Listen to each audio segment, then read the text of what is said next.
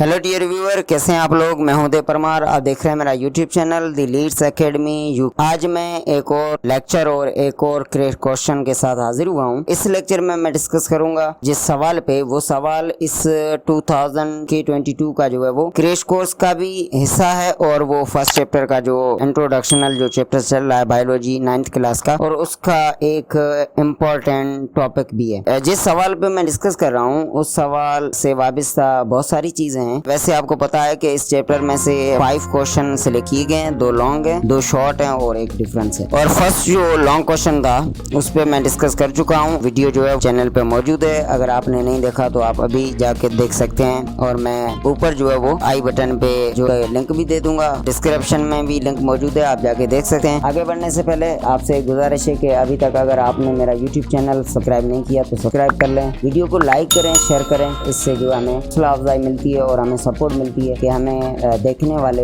जो हमारे व्यूअर्स हैं वो हमें सपोर्ट कर रहे हैं, ये चीज़ें उन्हें अच्छी लग रही हैं और हम आगे भी जो है वो रिसर्च करके आपके लिए अच्छी जो है वो इन्फॉर्मेशन लेके आएंगे। आज का जो क्वेश्चन है लॉन्ग, वो है describe the role of Muslim scientist in the field of biology. Biology की जो फील्ड है उसमें जिन मुस्लिम साइंटिस्ट का जो कंट्रीब्यूशन है वो बहुत सारे हैं। आपको पता है कि मुस्लिम पीरियड जो है वो 8th सेंचुरी से स्टार्ट होता है, 15th सेंचुरी तक जो है वो चलता है। और यही मुस्लिम पीरियड जो है ये बायोलॉजी का गोल्डन पीरियड माना जाता है। और इसके अलावा जो है जनरल साइंस का भी जो है वो गोल्डन पीरियड माना जाता है, क्योंकि इस पीरियड में बायोलॉजी साइंस दोनों में एक्सपेरिमेंट कैसे किए जाते हैं, ऑब्जर्वेशंस, मेडिसिन की जो है वो डेवलपमेंट और बहुत सारी ऐसी चीजें हैं जो मुस्लिम पीरियड और मुस्लिम साइंटिस्ट की जो है वो स्टार्ट है। उसलिए इस पीरियड को गोल्डन पीरियड, गोल्डन एज ऐसा जो है सुनहरा दौर साइंस का और बायोलॉजी का माना जाता है। बहुत सारे साइंटिस्ट हैं, इनमें से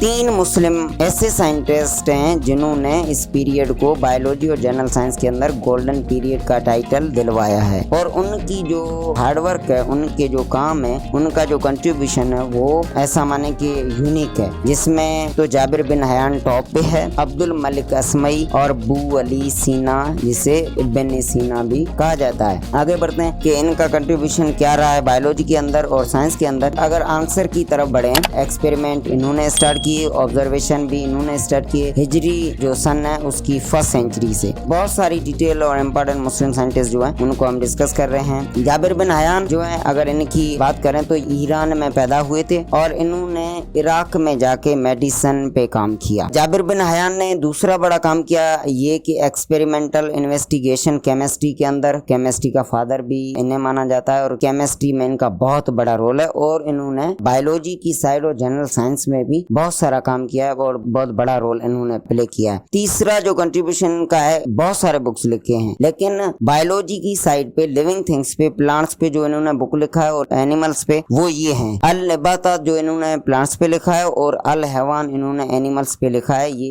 इनके बायोलॉजी की साइड पे 2 इम्पोर्टेंट बहुत ही फेमस बुक्स हैं। आगे बढ़ते हैं एक और साइंटिस्ट की तरफ, वो है अब्दुल मलिक असमई। अब्दुल मलिक असमई के कंट्रीब्यूशन कौन से हैं? ये फर्स्ट मुस्लिम बायोलॉजिस्ट था जिसने एनिमल को जो है वो डिटेल से स्टडी की। मतलब है कि उसकी बनावट, उसका काम, उसकी बॉडी से वाबस्ता एक्सेट्रा बहुत सारी चीजें हैं जो इन्होंने डिटेल से एनिमल्स को स्टडी किया। उसी वजह से इनको उस वक्त ग्रेट जूलॉजिस्ट जो है वो माना जाता है बायोलॉजी। बाद में जो आए हैं मॉडर्न वो तो है, लेकिन स्टार्ट इन्होंने लिया हुआ है। इसने जो काम किया है, बुक्स भी लिखे हैं और बुक्स तो बहुत सारे होंगे, लेकिन यहाँ जो इन्होंने लिखे हैं, इन बुक्स में जिन ऑर्गेनिजम्स पे इन्होंने लिखा है उस पे उनकी बॉडी और उनके फंक्शंस, उनके पास डिटेल और तफसील जो है इन्होंने लिखी है। सबसे पहला बुक है अलखेल, जो इन्होंने हॉर्स पे लिखा है, हॉर्स की बॉडी पार्ट्स, हॉर्स की बॉडी के पास के फंक्शन एक्सेट्रा, ये सारा काम जो है इन्होंने अलखेल में लिखा है हॉर्स पे। दूसरा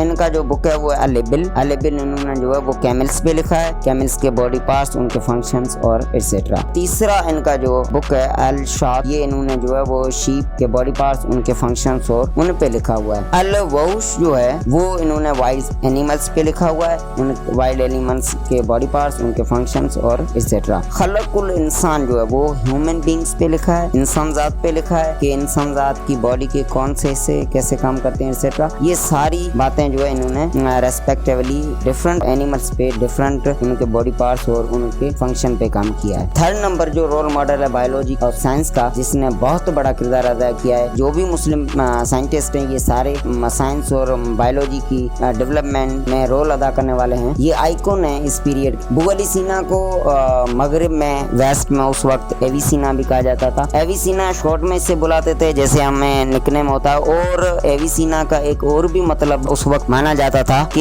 ये ऑल इन वन है, वन मैन आर्मी जैसे कहते हैं। सारी चीजें इनको आती थी। मसलन किसी भी बंदे को अगर कोई प्रॉब्लम होता था तो वो सजेशन बुअली सीना की देते थे कि बुअली सीना के पास जाएं, वो आपका मसला जो है हल करेंगे। वो बहुत ही दानिश्वर, बहुत ही अक्लमंद और बहुत ही पढ़े लिखे बंदे थे। अबू अली अल हुसैन इब्न अब्दुल्ला इब्न सीना जो है इनका फुल नेम था। इनकी कंट्रीब्यूशन मैं बताऊं, ये बुखारा में पैदा हुए थे। आज बुखारा उज्बेकिस्तान है और ये 980 में पैदा हुए थे। ये सारे मुस्लिम जो साइंटिस्ट हैं उनमें से ग्रेटेस्ट थे। ये आइकॉन थे मुस्लिम पीरियड के। ये इनको मेडिसिन का फाउंडर भी कहा जाता है कि मेडिसिन इनकी डेवलप की हुई आज जो है प्रोडक्ट है, उस वक्त जो है हाथ से बनाई गई हो। और एविसीना कहा जाता था मगरिब में, क्योंकि ये सब कुछ जानते थे। ये इनके पास कुछ ना कुछ जो है वो सॉल्यूशन होता था हर चीज का, तो इसे एविसीना भी कहा जाता था। ये एक टाइटल है जो इनको मिला हुआ था उस वक्त। और इन्होंने उस वक्त जो डिजीज इंट्रोड्यूस की वो ट्यूबरकुलोसिस है, मेनिंजाइटिस है, ऐसी बहुत सारी इन्फ्लेमेशन है जो उस वक्त बुअली सीना ने समझ ली थी। और आप देखें ना कि जो वैक्सीन या इनकी जो मेडिसिन है, जो इनका ट्रीट है, वो 20 या 21 सेंचुरी में जो है डेवलप हुआ है। तो ये इतने बड़े जो है वो इंटेलेक्चुअल और दानिश्वर लोग थे उस पीरियड के। इन्होंने जो काम किया है बहुत सारी फील्ड्स हैं, ना सिर्फ बायोलॉजी, बहुत सारी फील्ड है जिसमें मैथमेटिक्स है, एस्ट्रोनॉमी है, फिजिक्स है, पैलेंटोलॉजी है और म्यूजिक में भी इन्होंने काम किया है। एक और कंट्रीब्यूशन इनका ये है कि इन्होंने बहुत सारे बुक्स लिखे हैं और उन बुक्स में इन्होंने 130 डिजीज ऑफ द आई जो है इन्होंने अपने बुक्स में जिक्र किए हैं। मैं तो आपको glaucoma, cataract, stigmatism, short sightedness, long sightedness, heteromyopia, myopia, ये थोड़ी बहुत आई की जो है वो डिजीज बता सकता हूँ। इन्होंने 130 डिजीज आई की जो है उन पे इन्होंने काम किया है। इनका जो फेमस बुक है वो अल कानून है। बहुत सारी डिटेल लिखी हुई है मेडिसिन के बारे में और बहुत सारी अदर चीजों के बारे में। फिल तिब अल शफा जो है मेडिसिन के बारे में जो है वो स्पेशली इसमें लिखा गया है। और एक और डिटेल, ये अगस्त 980 में पैदा हुए थे। उस वक्त जो है अफशोना उज्बेकिस्तान का वहाँ पैदा हुए थे और जून 21 1037 में वफात पाई थी इन्होंने। हमदान नाम था एरिया का ईरान के अंदर, वहाँ पे इनकी जो है वफात हुई। इनके पेरेंट्स के नाम अब्दुल्ला सितार है, की माँ का नाम था। और इनकी नोटेबल वर्क वो द बुक ऑफ हीलिंग में अल कानून का जिक्र है और द कैनन ऑफ मेडिसिन, इसमें अल कानून और कैनन ऑफ मेडिसिन, ये ऐसा समझ लें कि ये जो है the book of healing, the canon of medicine, ये इनसाइक्लोपीडिया हैं जिनमें ये शॉर्ट बुक जो है नाम के निकाले गए हैं। द बुक ऑफ हीलिंग इसे जो है इनसाइक्लोपीडिया कहा जाता है बुअली सीना का। द कैनन ऑफ मेडिसिन, जिसपे मेडिसिन की गई सारी रिसर्च, उनके इफेक्ट कैसे बनती है, ये सारी चीजें, ये भी एक किस्म का इनसाइक्लोपीडिया है जिसमें ये दो जो है वो बुक निकाले गए हैं। ये 3 रोल मॉडल थे मुस्लिम पीरियड के जिन पे हमने जो है वो डिस्कस की। उम्मीद करता हूँ आपको ये बातें जो है समझ में आ गई होंगी। आने वाले जो लेक्चर हैं उस पे मैं सेकंड चैप्टर पे जा रहा हूँ और सेकंड चैप्टर पे